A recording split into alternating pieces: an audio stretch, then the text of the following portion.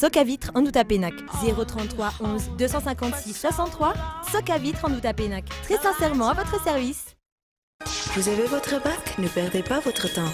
GSI Université privée, habilitée par l'État. VAOVAO, faux shampoing citron, papaye X-Mont, am sachet Stavoin. Mandultra anao ny VAOVAO.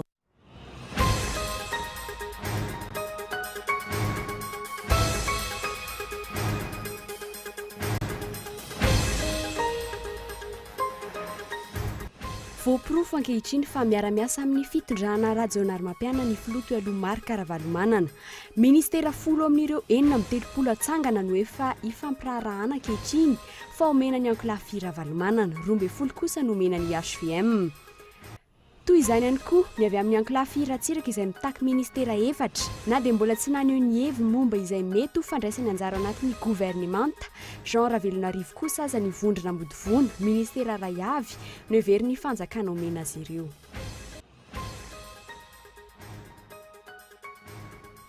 Yampy 700 indray ireo komuna 726 teto Madagasikara araka ny tapaka teny anivon'ny antemera-pirenena Androany. Etsy andanin'izay niverina ho boribory-tany enina ihany momba ny komuna Vohitra Antananarivo rehefa naverina nodininy indray teo anivon'ny Voamera amin'ny sahany izany. Ben'ny tanàna iray isaky ny boribory-tany no isahany izany, isy ihany koa ny ben'ny tanàna iray iombonana. Misy hatrany fizotry ny fanarenana ny toe-karena eto Madagasikara araka ny tatika navoakan'ny FMI ny asabotsy lasa teo. Ny tsy fandriam-pahalemana, ny tsy fahamarina toerana ara-politika ary ny olana eo amin'ny fitantanana no antony tsy mbola maharisika ny mpamatsy vola hampiasa vola eto amin'ny firenena.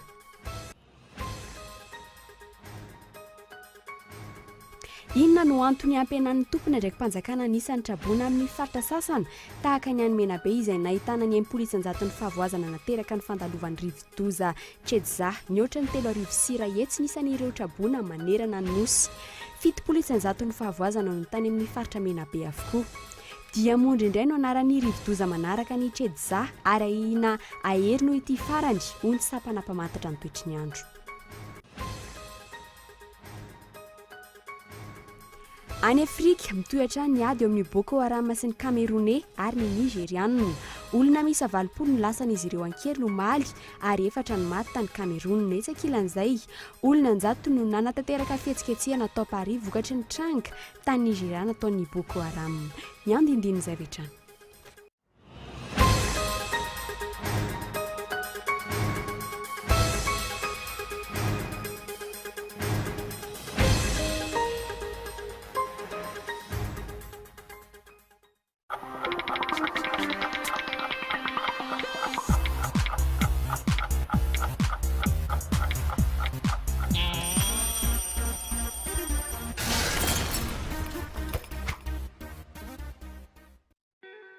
Soc à vitre en Outapenac. Menuiserie en aluminium. Rideaux métalliques. Volets roulants. Vitres. Tôle.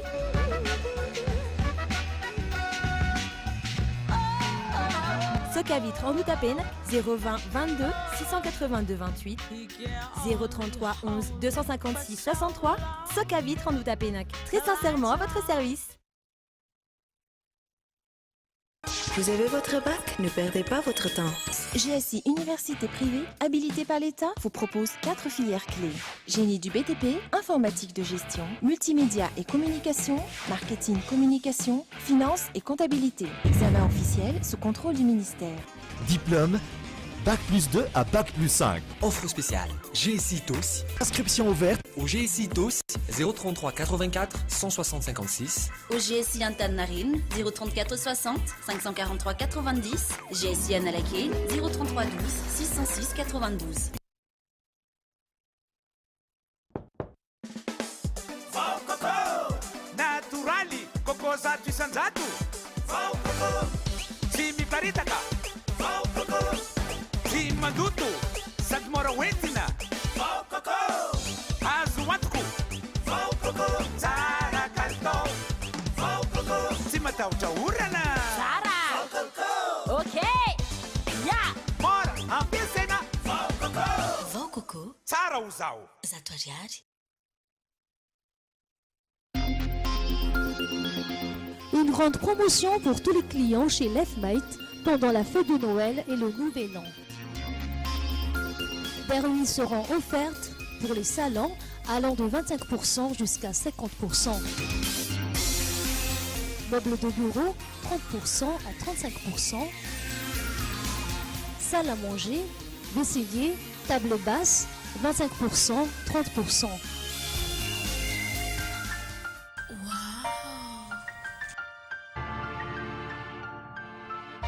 Lefmet, Anoussat. Et c'est parti, on va voir ce qu'on va voir. Oh mais regardez cette passe, ça va très vite, on se régale. On en prend vraiment plein les yeux. Oh le très beau geste. Et oui, et but! Si vous ne voulez pas vivre le foot à moitié, vivez 100% de la Canne Orange 2015 sur Canal+. Oui, 100% des matchs en direct et en intégralité pour vibrer encore plus fort. Avec les commentaires de nos meilleurs experts et des émissions exceptionnelles pour décrypter toute l'actualité de la compétition. Les plus grands rendez-vous sportifs se vivent sur les chaînes Canal+, à seulement 45 000 ariari par mois. Bonne Canne Orange 2015 sur Canal+.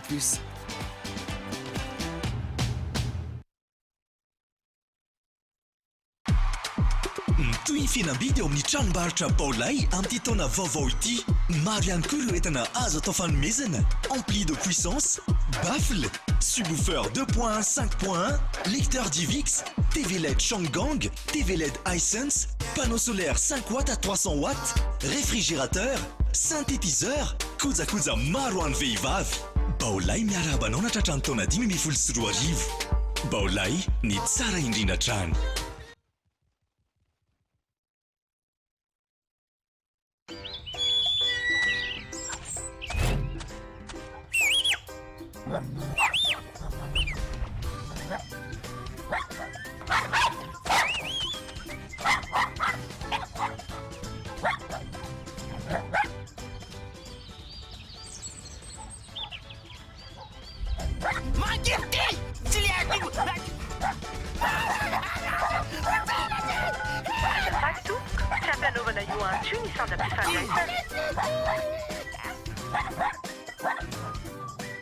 L'an crédit ianao, tsindriny dièse 204 dièse, safidio telo l'an crédit dia mahazo fana hatramin'ny arivo ariary manomboka izao. Miamanja ny miantso miaraka amin'ny orange, miamanja ny tontolo miaraka amin'ny orange.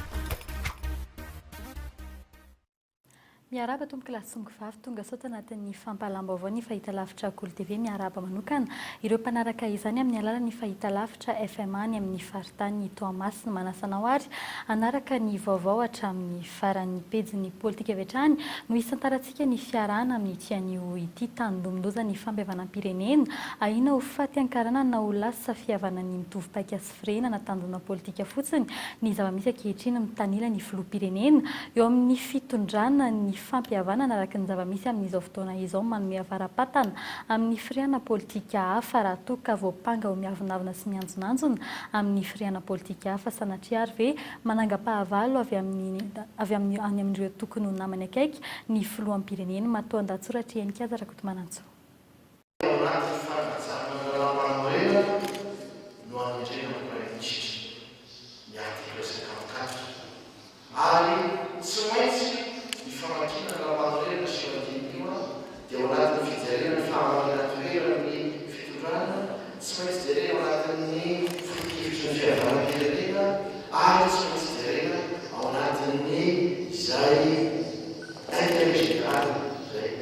Praiminisitra nambara fa atokisana tanteraka nesorina tao anatin'ny 9 volana.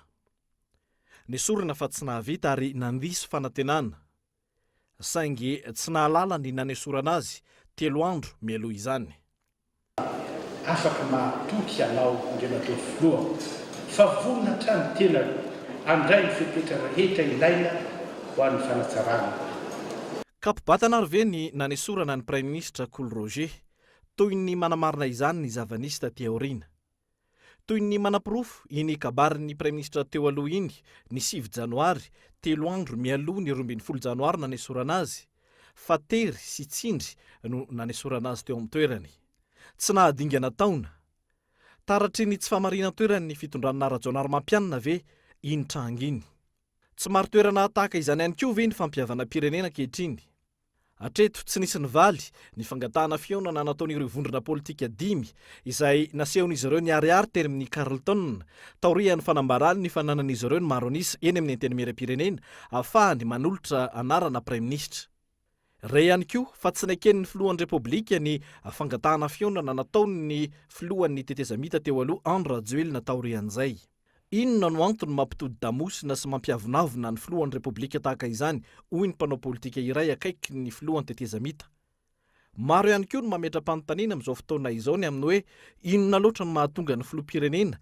andrava fihavanana tahaka izany raha toka fampihavana pirenena no ambara eny rehetra eny tsy misy valiny avokoa ireo fanontaniana ireo tsara mpiantoka namany vonona ve ny filoha-pirenena ka manangam-pahavalo an'ny tenany inona ny tombotsoa amin'ny famaronana efitrefitra politika ankehitriny raha toka fampihavana pirenena ny tena tanjona natao hisorohana ny fiverimberenan'ny krizy politika izay nanravany Madagasikara tao anatin'ny 10 taonan'ny fandimby ny fampihavana pirenena amin'izao fotoana izao nefa misy krizy vaovao toa inina fironona ankehitriny manao hitsin-dalana araka izay mety amin'ny arve ny fitondram-panjakana raha tsarona namoaka ny anarany maronisa nanendry ny praiminisitra Roger ny fitondram-panjakana tamin'ny volana aprily 2014 tamin'ny ity indray mandeha ity kosa toa ankinafinafina izany tsy misy hatreto famoanany hoe iza no maronisa na ahafahana nanendry ny praiminisitra vaovao mitombina ve ny ayay ny mpanara-baovao hatramin'izay fa fizarana seza no antony fizirana samihafa natrehan'ireo filoha alosina ankehitriny miazakazaka ny fizarana ministera ho an'ireo toko politika akaiky ny fitondrana 70 ireo ministera atsangana ka ny 10 amin'izany no efampitoniana ho an'ny ankolafira valomanana omena ministera 4 kosa ny ankolafira tsiraka iray avy kosa ny an'ny vondrona ambodivony reto farany izay efa nametraka fitoriana eny anivony filankevi-mpanjakana 5 tsy mbola nivaly hatramin'izao fanatetiana Voaporova ankehitriny fa miara-miasa amin'ny fitondrana rajonary mampianina ny filoha teo aloha Marc Ravalomanana, ministera 10 amin'ireo 70 atsangana no efa ifampirarahana fa omena azy ireo. Toy izany ihany koa ny avy amin'ny ankolafira tsiraka izay re amin'izao fotoana izao fa olony no voatendro praiminisitra. Ankoatr'izay mbola mitaky ministera 4 ihany koa izy ireo.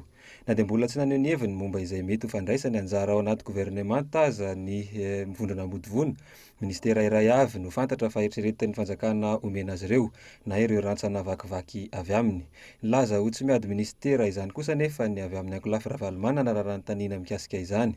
Fa ny adivarotra tsy dia any amin'ilay minisitra loatra angamba no adivarotra fa ny ampandrosoana ny firenena ny fanomezana tolo-tanana ho an'ny filoha hery rajonary mampianina avy aty aminay mouvance Ravalomanana sy tiako Madagasikara fa izay zany dia mbola averiko indray mandeha izay dia manohana 100 isan-jato ny filoha hery rajonary mampianina. Ratsaivina, efa nitory teny anivon'ny filankevi-mpanjakana ny avy amin'ny elatra mapara saingy mbola tsy nisy valiny izany ankehitriny. Raha ny fizotran'ny raharaha ankehitriny anefa dia tsy andry izay valin'ny fitoriana ny fananganana ny gouvernemanta vaovao.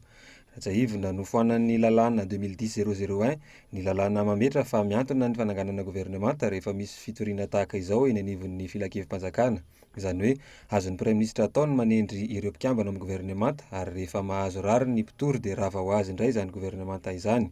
Tsipaka mbavafo ho azy ireo no nandraisan'ireo solombavam-bahoaka mapara 1 izao ataon'ny fitondram-panjakana izao. Io anie tsy ny praiminisitra matafavoaka amin'ny baolina. Tsy hoe ny praiminisitra, io ny praiminisitra na atao hoe bilgay tsara natao praiminisitra tsy any ny problema fa fiarahana no avy tanjavatra.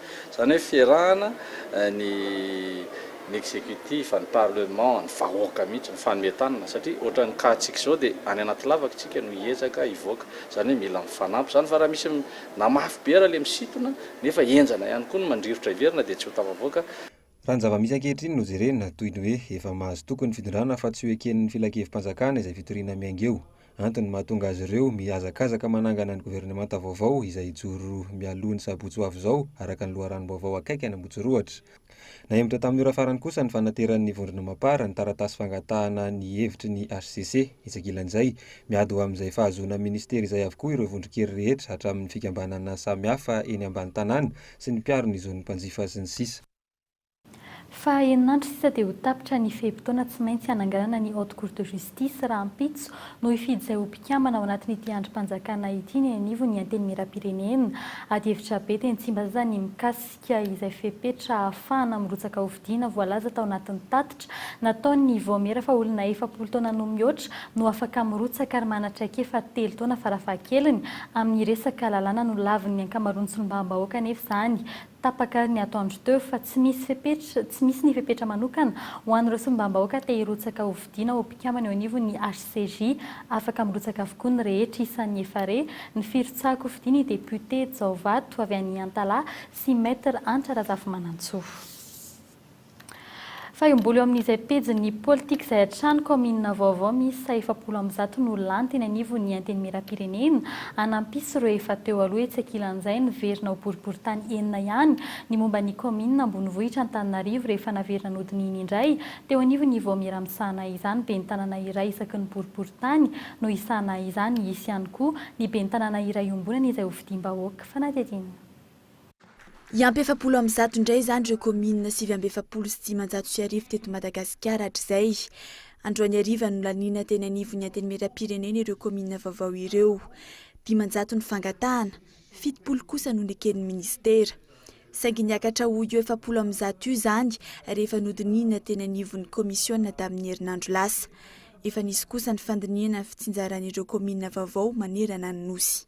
Amin'ny ankapobeny dia roa pary district ary ireo député manana député anankiroa dia henona le safidin'izy anankiroa. Etsy andanin'izay nahitan'ireo solombavambahoaka marimaritra iraisana ihany koa ny fandiniana ny momba ny sata manokana Antananarivo.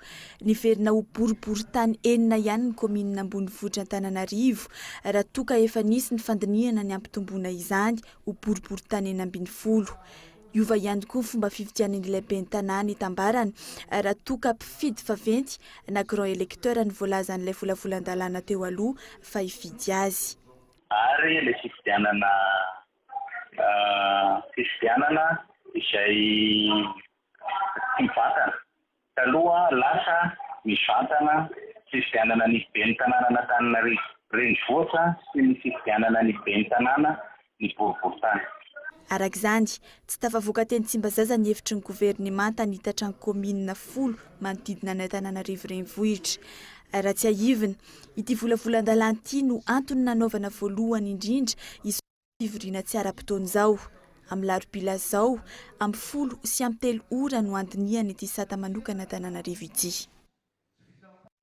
Dia izany koa ny idirantsika eo amin'ny pejy ny toe-karena misatra ny fizotry ny fanarenana ny toe-karena eto Madagasikara raha ny tatitra navoaka ny FMI ny sabotsy farany teo voatazona ho latsaky ny 700 ny fiakara ny vidim-piainana nandritry ny taona 2024 saingy tsy mivaingana ny maritra efa ahitana fa efa manomboka miaron-doha ny toe-karem-pirenena politika mifanohitra amin'ny fanarenana ny toe-karena no noraisin'ny fitondrana nandritry izay herintaona izay raha ny hevitry ny mpahay toe-karena iray tamin'ny fampitomboana ny hetra alaina amin'ny sehatra tsy miankina sehatra izay sy ny loharan'ny fanarenana ny toe-karena raha ny fanazavana ny mpahay toe-karena hatrany fanatetiana.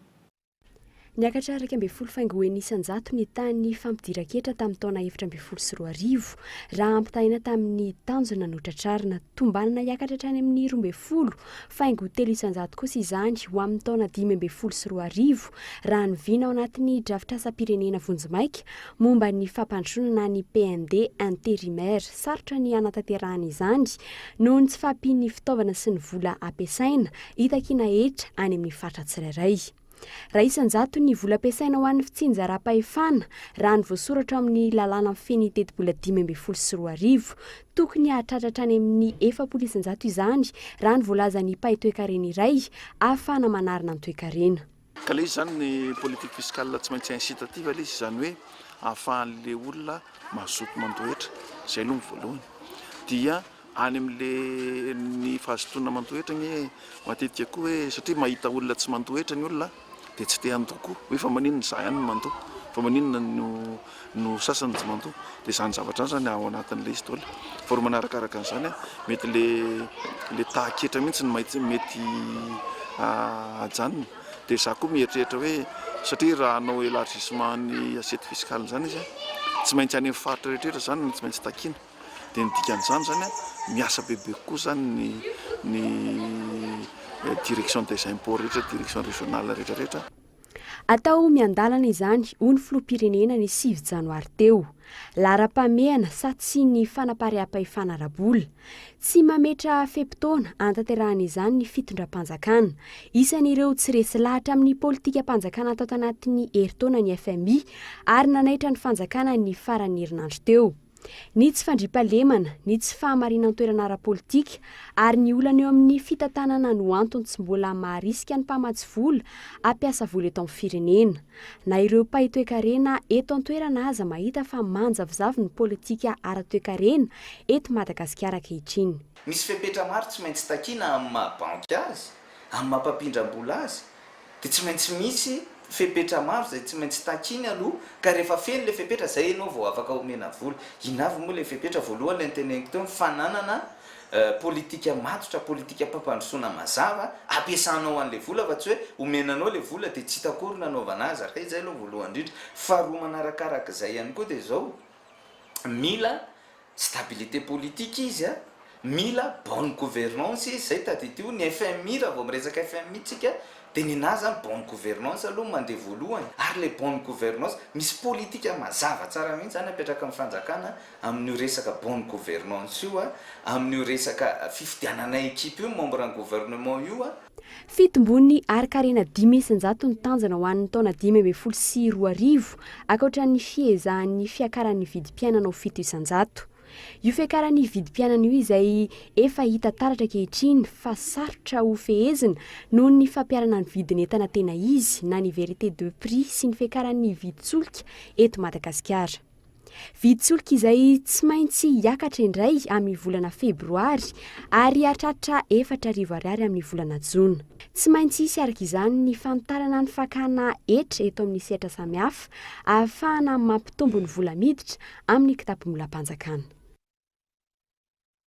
Vaovao mikasika ny toetry ny andro kosa indray inona no antony ampianany tompona ndraiky mpanjakana ny isan'ireo trabonany amin'ny faritra sasany tahaka ny any Menabe izay nahitana ny 10% ny fahavoazana nateraky ny fandalovan'ny rivo-doza Shedza enarivo ny tatitra ofisialy avy amin'ny BNGRC hatramin'ny 2 alina latsaka kosa ny tatitra avy amin'ireo sampandra rasy mpanao gazety avy any an-toerany dia mondra indray no anaran'ny rivo-doza manaraka ny Shedza ary ahina herino ity farany ho ny sampana mamantatra ny toetry ny andro maheriny ny ray hetsy no trabona manerana nosy ankehitriny fanatetiana. 5,703 sy ray hetsy ny isan'ireo traboina efa trandro nandalo teto Madagasikara i Shedza araka ny salanisa avy amin'ny BNGRC. 7,590 kosa ny traboina tany Menabe, tanimboly 300 hektara ny simba, 5,700 ireo trano simba ary 1,0 ireo trano rava.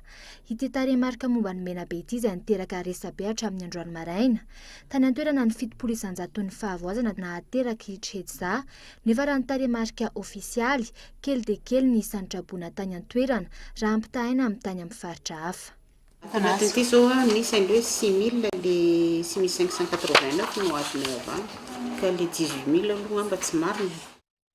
Tsy araka izany nefa ny vaovao iray avy any an-toerana nisy toromarika avy amin'ny minisitra iray nampienana ny tatitra ofisialy io araka ny loharanom-baovao.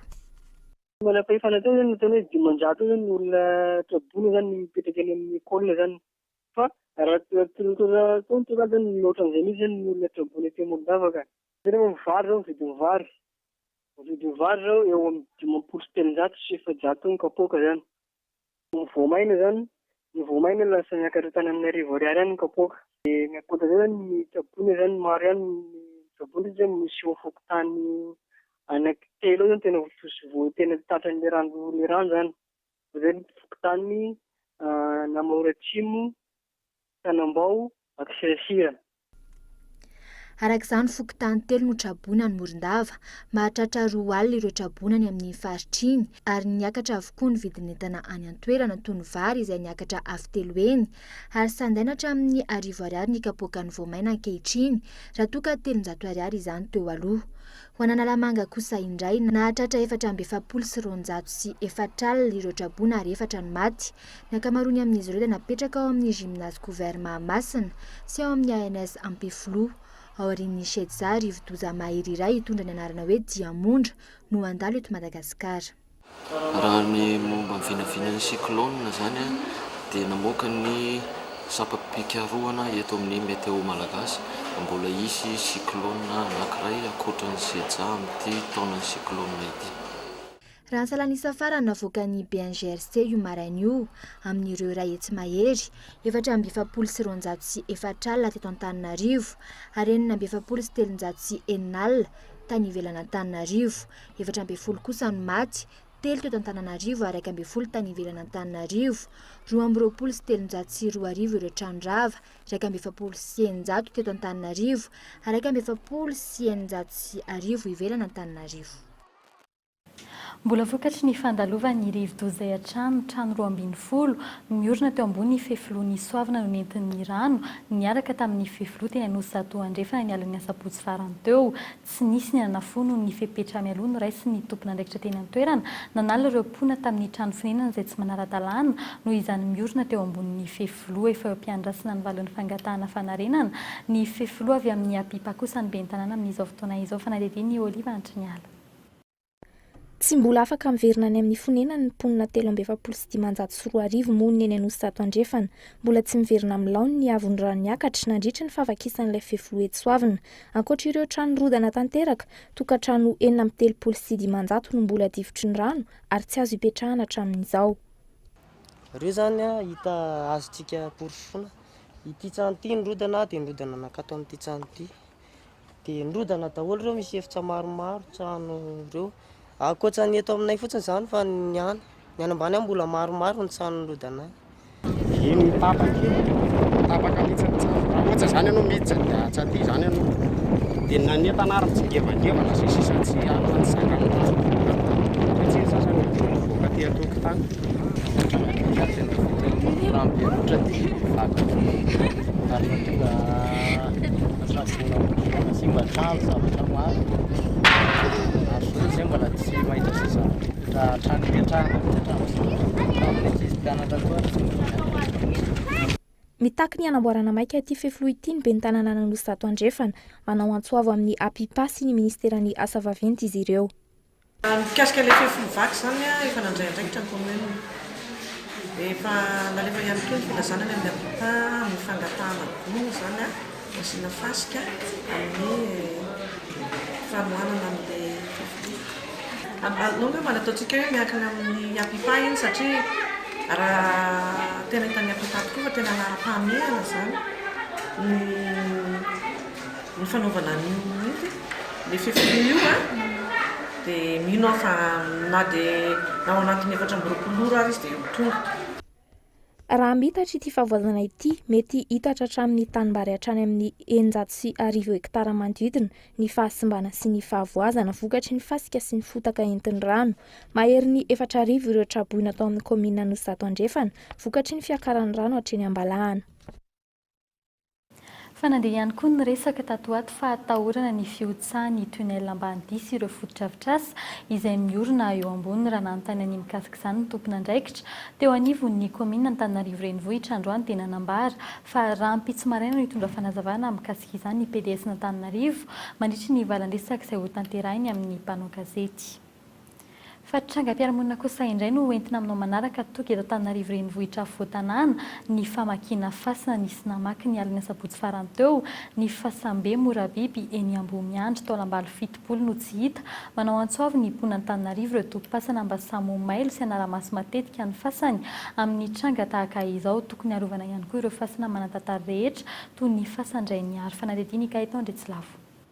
Ny alin'ny sabotsy lasa teo ny voalaza fa navaky ity fasana ity. Nanararoatra ny andro aviorana ireo mpanao asa ratsy. Nagaga tamin'ity tranga ity raha taolandava izany hoe taolandrano sy taolantanana no nisy naka hatr'izay tsy hita hatramin'ny karandoha sy ny taolana rehetra ny faty mihoatra ny 70 tato anatiny rehefa natao ny fanamariana. Rehefa natao zany ny constat tao anatin'ny fasana dia ohatran'ireny lamba friperie ireny nalainy hatramin'ny taolan-doha, taolan-tanana, taolana rehetrarehetra tsy nisy niangana fa ny lamba-paty zany natobiny ohatran'ireny lambana friperie ireny.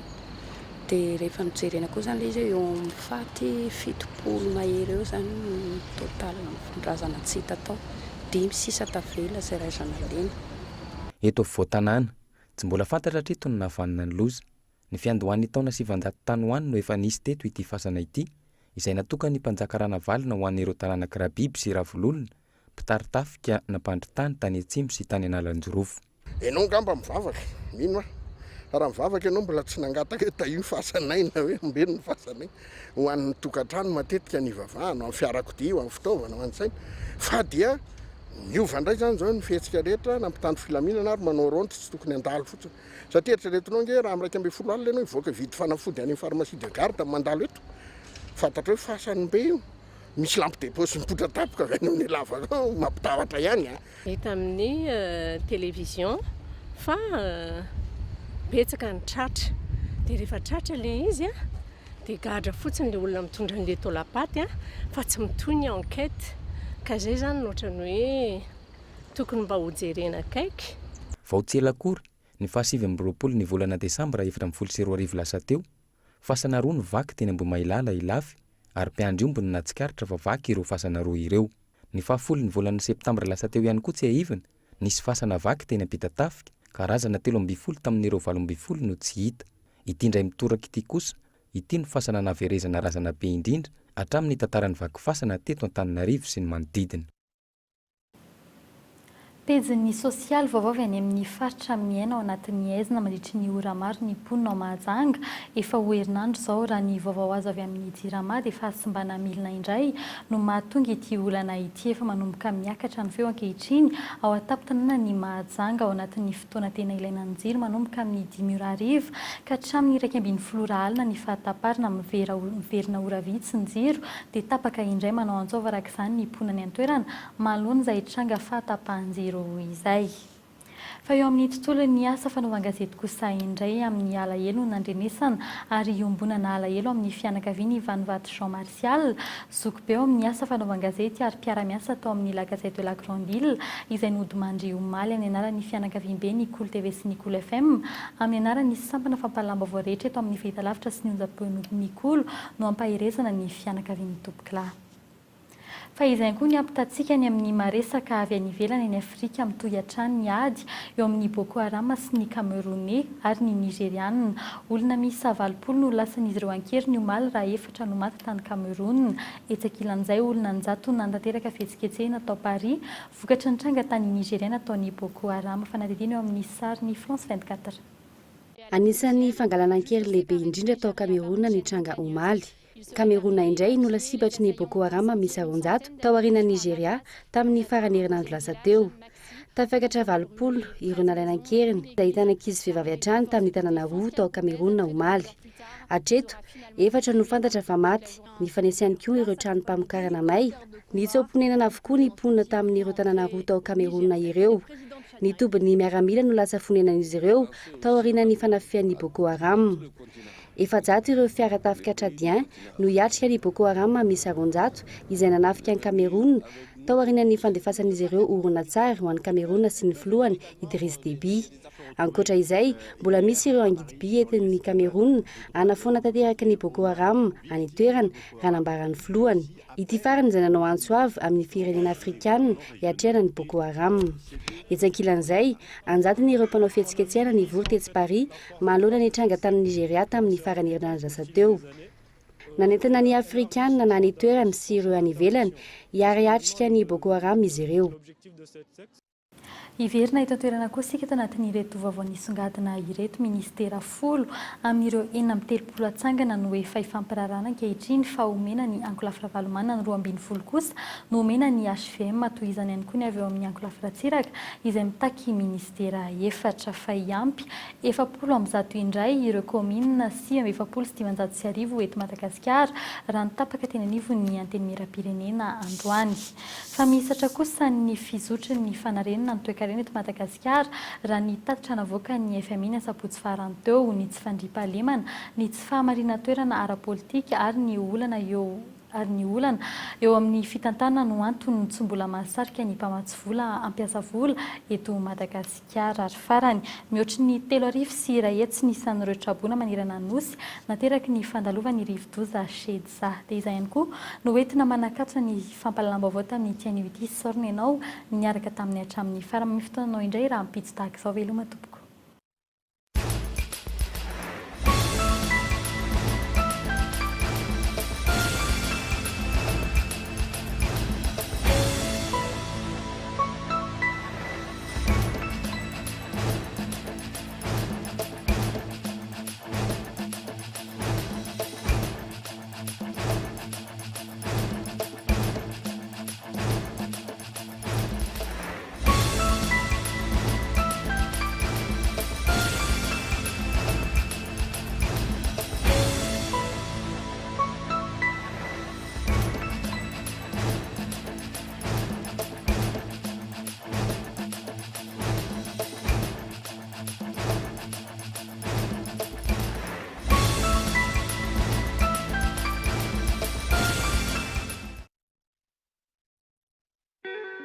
Soc à vitre en Outapenac 033 11 256 63 Soc à vitre en Outapenac. Très sincèrement à votre service. Vous avez votre bac? Ne perdez pas votre temps. GSI Université privée habilitée par l'État. VAOVAO, shampoing citron, papaye, simon, am sachet stavoin. Nan'olotra anao teo ny VAOVAO.